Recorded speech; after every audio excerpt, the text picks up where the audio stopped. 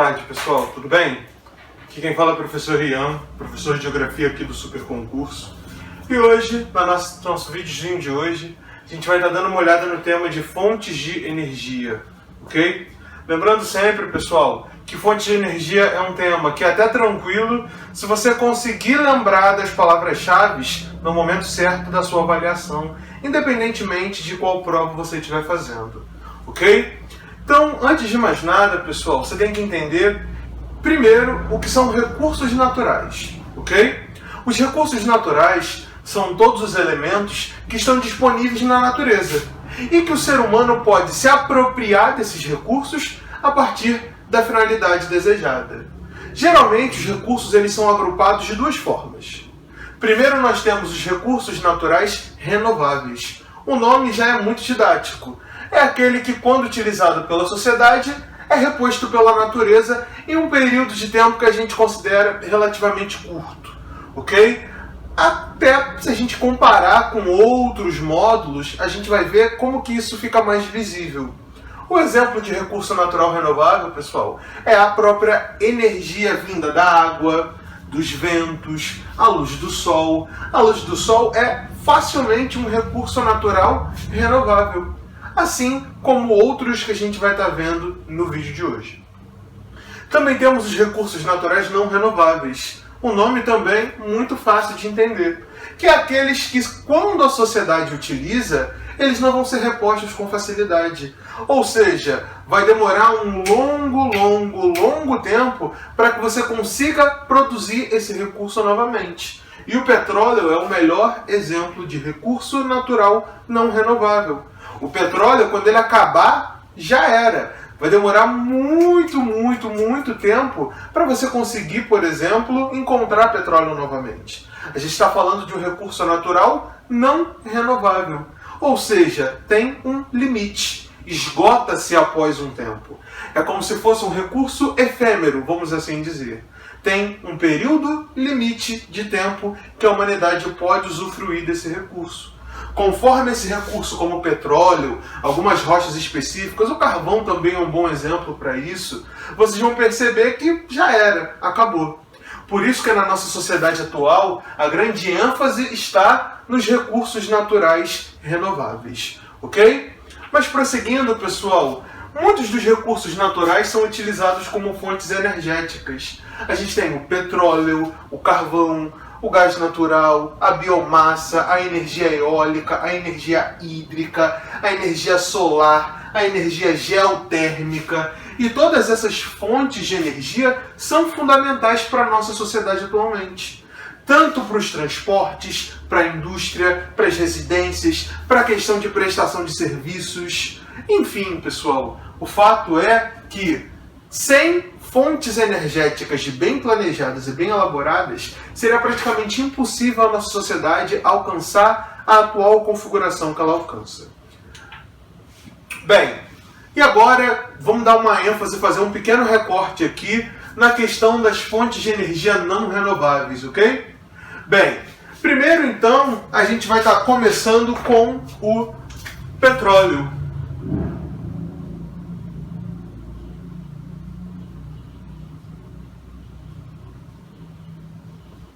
O petróleo é um exemplo, talvez o melhor exemplo que a nossa sociedade vai ter hoje de recurso não renovável.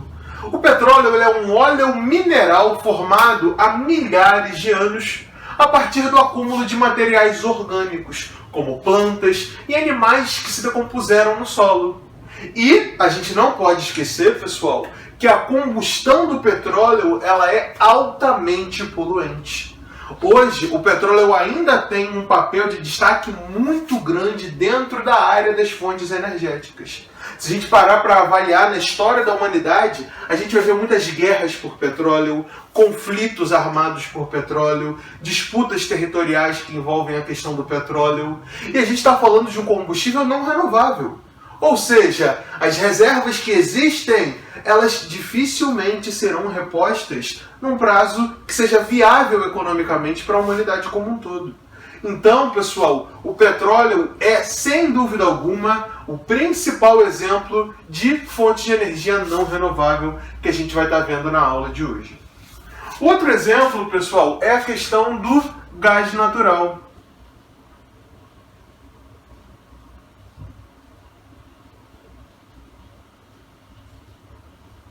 O gás natural também vai ser encontrado lá no subsolo da Terra, e ele também, assim como o petróleo, foi formado há milhões e milhões e milhões de anos a partir do acúmulo de matéria orgânica no solo.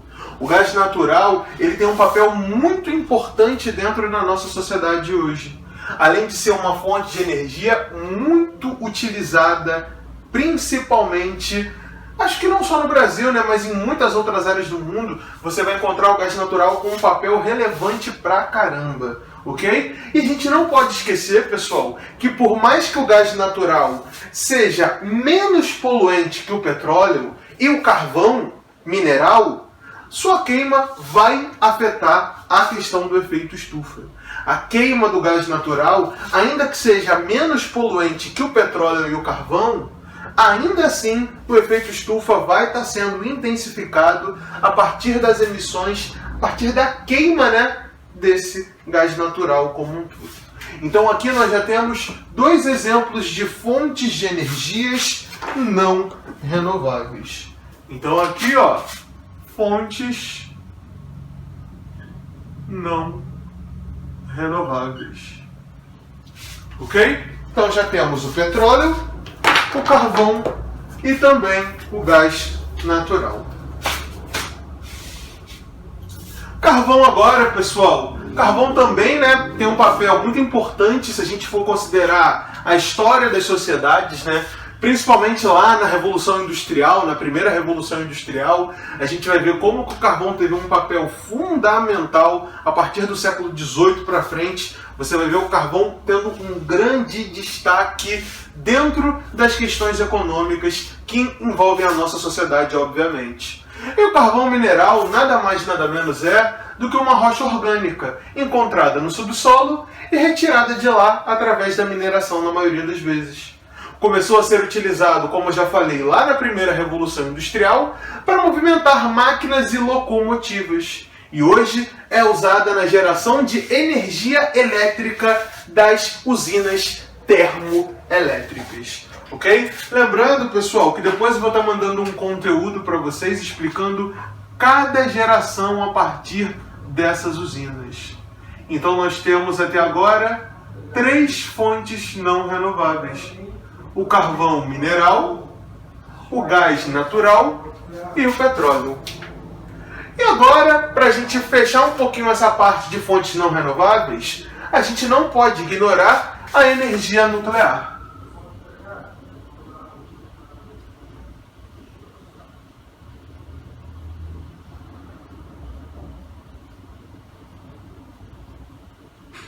A energia nuclear, pessoal, ela tem um grande destaque, né? Porque é extremamente produtiva.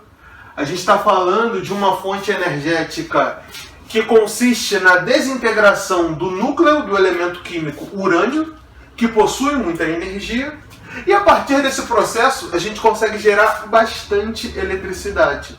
O grande problema da energia nuclear é que para você produzir energia a partir do urânio, você vai ter uma produção muito perigosa de um lixo altamente radioativo. E que se você não der um tratamento diferenciado, você vai ter problema de contaminação com certeza. Além disso, qualquer probleminha dentro lá da usina nuclear pode se tornar um problema catastrófico, dependendo de como que vai se combater esse problema.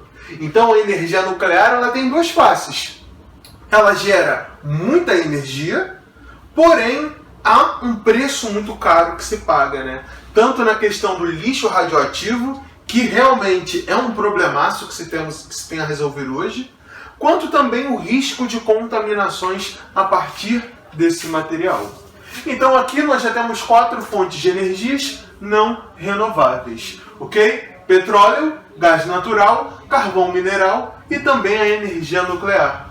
Na apostila do curso, vocês vão encontrar as características dessas fontes energéticas mais detalhadas. Eu agora não tenho tempo hábil para poder explicar detalhadamente a formação, a origem, o uso e a aplicação de cada uma dessas fontes. Mas se você pegar lá na apostila do curso, você com certeza vai achar esse conteúdo de uma forma mais detalhada, com algumas especificidades.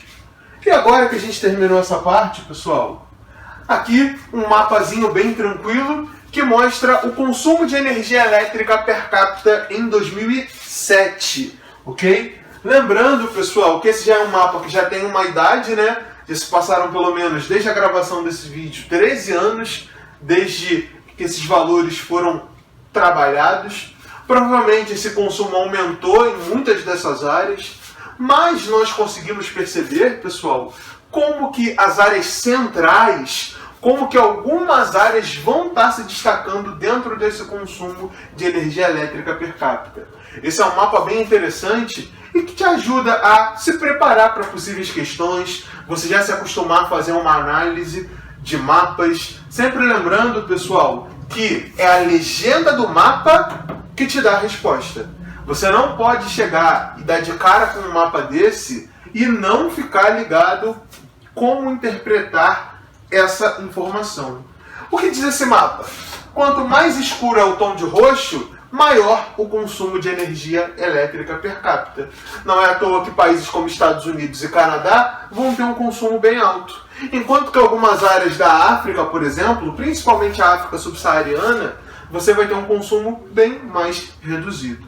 Ok? Então sempre que você se deparar com um mapa desse, você já está ligado que o mais importante é você olhar a legenda. Ok? Sem legenda, sem resposta.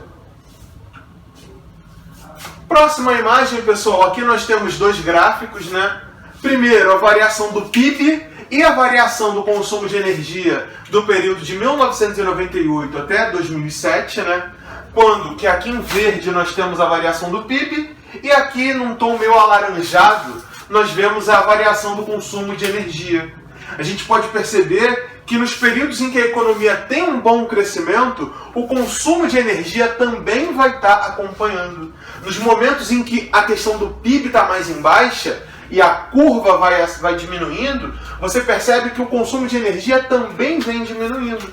Ou seja, quanto mais você produz, mais energia você consome. Hoje, por exemplo, nós estamos num momento de pandemia. Então, em alguns setores da economia, você teve a diminuição ou até mesmo a paralisação da produção. Se a produção diminuiu, se a produção paralisou, então o consumo de energia também tende a diminuir. Essa é a proposta desse gráfico, para que você, meu caro aluno, possa perceber e entender como que a economia está relacionada ao consumo de energia e vice-versa. E aqui embaixo no gráfico 2.2, lembrando, pessoal, a fonte desses dois gráficos é o IPEA, ok? Todas essas informações foram tiradas de lá. O segundo gráfico mostra a participação das diferentes fontes de energia no consumo, isso de 1973 e 2006. Então é um comparativo bem interessante. Em laranja, você vê tudo que foi consumido em 1973. Em verde, você vê tudo que foi consumido em 2006. Aqui, no primeiro gráfico, você encontra o petróleo. Como você pode ver, em 1973, o consumo de petróleo era ainda maior do que hoje, de acordo com esse gráfico. Ou seja, em 1973, o consumo de petróleo baixava ali faixa de 56,6%, enquanto que em 2006 esse valor teve uma diminuição de praticamente 5%. Mostra que o petróleo vem diminuindo, mas muito pouco, visto que é ainda um combustível não renovável. Aqui agora temos a eletricidade. A eletricidade, pessoal, como vocês podem ver, lá na década de 70, lá em 1973, ela tinha um consumo bem menor do que ela tem em 2006. E se a gente pudesse atualizar esse gráfico com informações de 2020, provavelmente a gente ia perceber que o consumo aumentou ainda mais. mostra como que a eletricidade tem um papel muito importante nas civilizações hoje. E isso com um gráfico de 2006. Repito, se tivéssemos uma imagem atual de 2020, provavelmente o valor seria maior do que esses 20,3% que a gente encontrou no ano de 2006. Aqui a terceira opção, o gás natural. Como vocês podem ver, não houve uma diferença tão grande de 73 para 2006. Em 1973 o consumo varia aí nos 18,2%. E em 2006 teve um pequeno aumento, né? Foi de 18,7%. O carvão já é o oposto. O carvão em 73 tinha um papel muito grande, representando 10,1%. Enquanto que em 2006 esse valor teve uma queda brusca para 3,5%. Uma informação muito importante, já que a queima do carvão é altamente poluente e prejudicial ao meio ambiente como um todo. A biomassa vem aumentando, o que também é algo muito relevante, né? Em 1973, a energia de biomassa representava apenas 2,9%. Em 2006, esse valor vai ter um leve aumento, né? Para 3,8%. E o último são outras fontes juntas, né? Como energia solar, energia eólica. Como a gente pode ver, em 73 o valor era ínfimo, muito pequeno, menos de 1%, na verdade 0,8%. E em 2006 o aumento também, infelizmente, não é muito significativo, chegamos apenas a 1,9%. Provavelmente, se botar agora em 2020, talvez esse valor fique um pouquinho maior, mas nada de tão relevante assim. Infelizmente, a gente vai estar percebendo na aula de hoje que as fontes renováveis ainda têm um papel muito pequeno na maior parte das civilizações dentro da nossa atual composição de sociedade. Avançando então, pessoal. Agora que nós vimos as fontes não renováveis, fica muito mais viável de acompanhar as fontes renováveis. O nome é muito claro, né, pessoal? E vamos lá? O primeiro tipo de fonte renovável vai ser a energia eólica.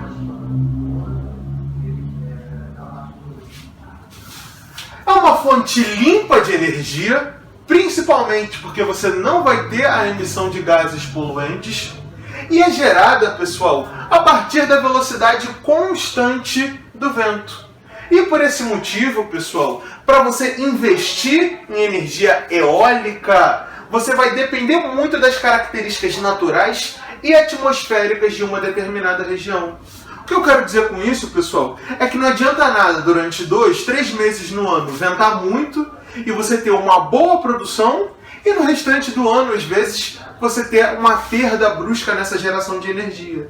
O mais importante é que você tenha um vento constante e que esse vento constante possa ser utilizado para gerar a energia eólica. Então, planejamentos nas áreas de questões atmosféricas e outras características naturais são muito importantes para quem pensa em trabalhar com energia eólica, ok? Não se esqueça, pessoal, mais importante que a força do vento é se esse vento é constante ou não. Isso sim é fundamental para a geração de energia eólica. A próxima, pessoal, é a energia solar. A energia solar, pessoal, ela também pode ser chamada algumas vezes de fotovoltaica. Ok? Em algumas provas vocês podem achar esse termo aqui, ó, fotovoltaica, mas significa que é energia solar, ok? A energia solar, pessoal, ela é proveniente, obviamente, da luz do sol e ela vai ser obtida através de placas solares. É como se você tivesse grandes placas cuja habilidade principal é reter, captar a energia luminosa do Sol e assim transformá-la em energia térmica ou energia elétrica. Ou seja, o mais importante, pessoal, é que esse tipo de energia pode ser obtida nas usinas solares. Você vai ter vários painéis que vão estar capturando a energia do Sol e utilizando desse conteúdo, desse material, dessa energia luminosa para transformá-la, seja em energia térmica, seja em energia elétrica. A energia solar é, sem dúvida alguma, muito importante dentro das fontes renováveis. Ok? Próxima. Agora a gente está falando da biomassa.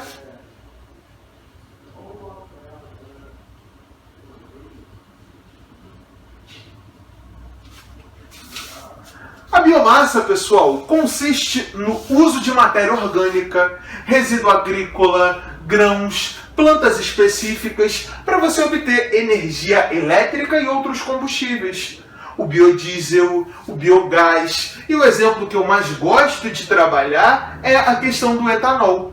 O etanol, que é o combustível que provém da cana-de-açúcar, é o bagaço da cana-de-açúcar que você vai estar usando como principal recurso para fazer o etanol. O Brasil, que se destacou durante um bom tempo na produção de etanol, é um grande exemplo de como a biomassa é uma fonte de energia fundamental. Então, pessoal, sempre que você falar em biomassa, tenta lembrar do etanol, que é um combustível que provém do uso de matéria orgânica. Nesse caso, principalmente do bagaço da cana-de-açúcar.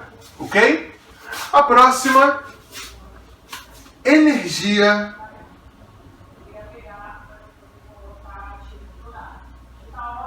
geotérmica.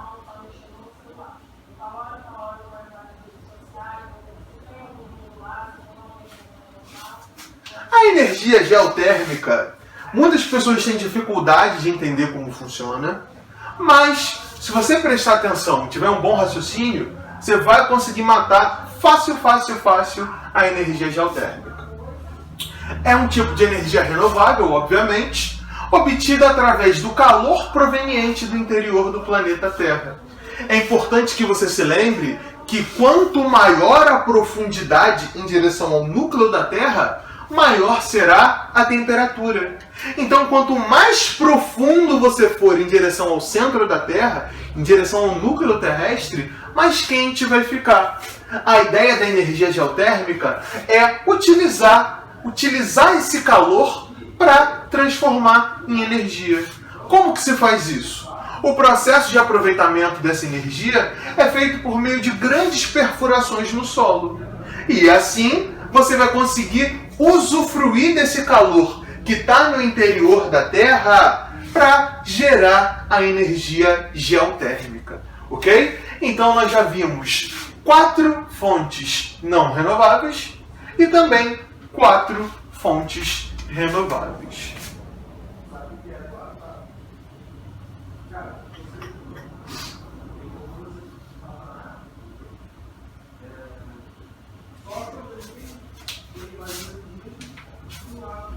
Ah, já ia me esquecendo. Temos mais uma, é óbvio, provavelmente a mais importante para todos nós brasileiros, que é a energia hidráulica.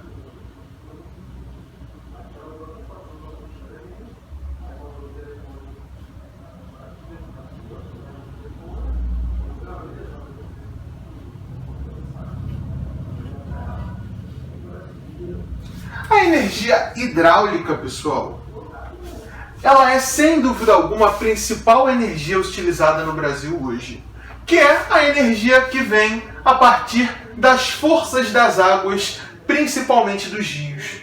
É aquela energia obtida e produzida a partir do potencial hidráulico, a força das águas dos rios, mediadas pelas usinas hidrelétricas que fornecem energia elétrica para a nossa população. Geralmente, o que você precisa? Você precisa de uma queda d'água. Por que as cataratas, as cachoeiras são tão importantes assim nesse sentido? Se você tem uma queda d'água, você vai ter, sem dúvida alguma, um potencial hidráulico muito interessante para você conseguir gerar energia. Não é à toa que, em alguns casos, criam-se barragens artificiais. O próprio ser humano faz uma barragem no rio para que seja possível você produzir energia elétrica dentro e utilizando dessas águas. Isso é um tema muito polêmico, né? Porque por mais que seja uma fonte renovável, não significa que a energia hidráulica não tem nenhum impacto dentro da natureza. Quando você faz uma barragem num rio, por exemplo, você vai estar causando inundações, você vai estar afetando a vegetação daquela área, você vai estar afetando as espécies que vivem dentro daquela área. Então, por mais que seja uma energia renovável, não significa que é uma energia paz e amor com a natureza, tudo direitinho, não. Se você não tiver um bom planejamento para usar esse rio, você pode estar sim trazendo danos ambientais. Mas o fato é, pessoal, que o Brasil tem uma rede hídrica espetacular. Poucos países no mundo têm uma questão hídrica tão avantajada quanto o nosso país. E é por isso que o nosso país se destaca dentro da geração de energia hidráulica. Ok? O exemplo que eu gosto de dar é a usina binacional de Itaipu, que é uma usina que fica entre o Brasil e o Paraguai. É uma usina mista nesse caso, né? E você vai ter o quê? Você vai ter o uso das grandes cataratas, lá de Foz do Iguaçu, para ter um potencial hidráulico fantástico. E essa usina binacional de Itaipu tem sim um grande destaque no mundo todo, tendo um papel relevante pra caramba dentro da nossa sociedade hoje. Então, 4 fontes não renováveis: petróleo, gás natural, carvão mineral, energia nuclear. 5 fontes renováveis: energia eólica, energia solar, também chamada de fotovoltaica, biomassa, energia geotérmica e energia hidráulica. Ok? E agora, pessoal, a gente tem que ver também, não podemos ignorar, o que são matrizes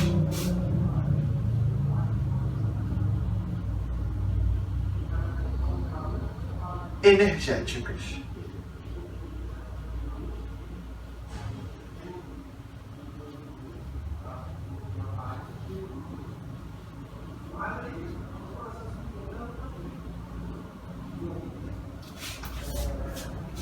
Vamos lá!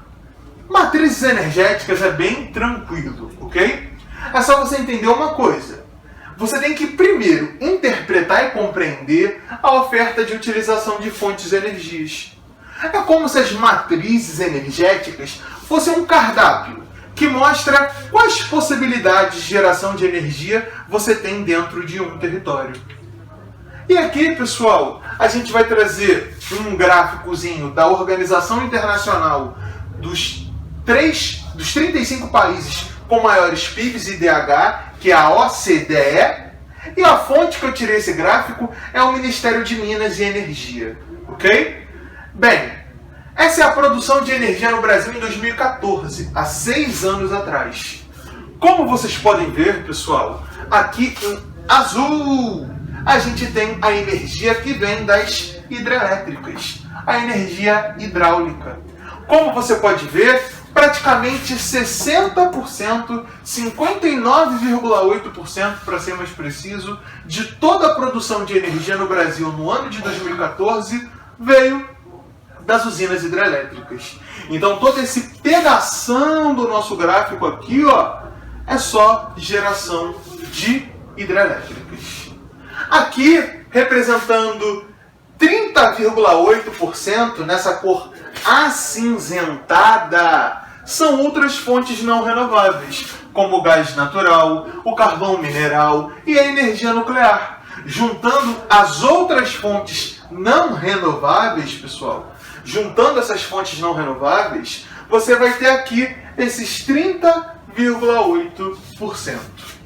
Além disso, temos aqui em laranja o bagaço de cana, que eu expliquei para vocês, é um tipo de biomassa. Essa fonte de energia vai estar representando 5,2% de toda a produção de energia do Brasil em 2014. Por fim, muito pequenininho, temos aqui a energia eólica, nesse tom azul mais escuro, que só representa 2% da produção de energia do Brasil em 2014, um valor realmente muito, muito, muito baixo. Aqui em verde, nós temos outras fontes renováveis, como a energia geotérmica e outras fontes, que só vão representar 2,2%.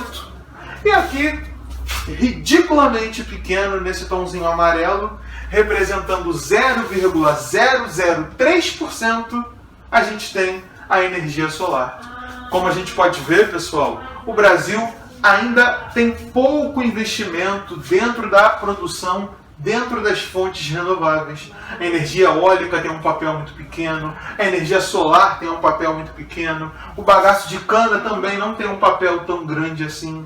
Enquanto que as fontes não renováveis ocupam uma faixa gigantesca.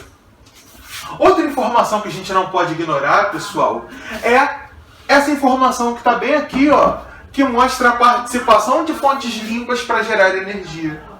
É interessante, a gente vai conseguir perceber a partir dessa análise que o Brasil ele consegue produzir praticamente 40% de suas fontes como energia limpa, 39,4% para ser mais específico no ano de 2014. Enquanto que a maioria dos países da Organização Internacional, dos 35 países com maiores PIBs e IDH, enquanto que a maioria dos países da OCDE só vão conseguir gerar 10% dessa fonte de energia limpa. E o restante do mundo, 14%. Mostra que o Brasil até tem, em comparação às outras áreas do mundo, fontes de energia bem limpas. Mas nós sabemos que esse valor podia ser muito maior. Afinal, para um país que tem um imenso território, uma abundância de fontes naturais espetaculares, a gente sabe que por mais que as nossas fontes sejam limpas, em comparação ao restante do mundo, esse valor pode sim ser melhorado. Ok? Então, pessoal, voltando para as matrizes energéticas, a gente vai definir como conjunto de fontes de energias ofertados em um país para captar, distribuir e utilizar energia nos setores do comércio, da indústria, das residências. E é claro, a matriz ela é como se fosse um cardápio. Nesse cardápio você vai ter tanto fontes renováveis quanto fontes não renováveis. Então, pessoal, é como se você oferecesse, mostrasse, olha, eu tenho essas opções para gerar energia dentro do meu país. Eu consigo gerar energia hidráulica, consigo gerar energia solar, eu consigo gerar energia eólica e eu tenho muito petróleo. Mas já não tenho uso de energia nuclear, nem de energia de biomassa. Então, dentro dessas matrizes energéticas, que vocês vão estar encontrando essa variedade que um país possui. Aqui, agora, nós temos a matriz energética mundial em 2015. Essa matriz energética mundial em 2015, pessoal, ela é bem interessante porque ela mostra como que o petróleo e seus derivados têm um papel muito importante no mundo ainda hoje. O petróleo e os seus derivados representam quase 32% da matriz energética mundial no ano de 2015. O carvão, outra fonte não renovável, pessoal, representa mais de 28%. Então a gente está falando que só petróleo e carvão já somam praticamente 60%, vai dar 59 e poucão. Ou seja, você vai ver que as fontes não renováveis ainda são predominantes quando a gente analisa o mundo todo. O gás natural, então, também tem um papel muito grande, 21,6%. Juntando os três, olha o valor imenso que a gente vai encontrar na matriz energética mundial. Também temos a energia nuclear, que vai estar ali com 4,9%, a biomassa com 9,6%, a energia hidráulica com 2,5%, e as outras fontes juntas, como energia eólica, energia solar, energia geotérmica, só vão representar 1,5% desse gráfico. Um valor realmente muito, muito, muito baixo. E o Brasil agora, nossa matriz em 2016. Você vai ver que o petróleo e seus derivados, tem um papel importante, 36,5%. O gás natural, 12,3%. Também temos a energia hidráulica com um papel importante de 12,6%. Os derivados da cana, que representam 17,5%. Lenha e carvão vegetal. Sim, a lenha ainda é muito usada em algumas regiões do Brasil, representando 8% da nossa matriz energética. O carvão representando 5,5%. E aqui, energia nuclear, né? Só 1,5%. Outras energias renováveis, 5,4%. E outras não renováveis, 0,7%. A gente vê que a matriz energética brasileira, de fato, ela é mais limpa, vamos dizer assim, do que a matriz energética do restante do mundo. Mas, repito, são indicadores que a gente consegue melhorar. Ok? Esse gráfico é uma grande prova disso. A gente consegue perceber por esse gráfico que a matriz energética brasileira é mais renovável do que a matriz mundial. Enquanto a matriz mundial, você vai ter 85,9% da matriz energética representada por fontes não renováveis e só 14,1% representada por fontes renováveis. No Brasil, na nossa matriz energética, 56,5% representam fontes não renováveis, 43,5% fontes renováveis. Repito, esse gráfico prova que a matriz energética brasileira é mais renovável do que a matriz energética mundial. Ok? Então, pessoal, a gente não pode dar uma ignorada nesses gráficos, ok? Façam um estudo bem relevante desse assunto, porque a gente está falando, pessoal, de um tema que vem caindo e muito nas provas atualmente. Ok? Além disso, eu vou separar um momento depois só para falar das fontes de energia no Brasil especificamente, em cada região, em cada situação.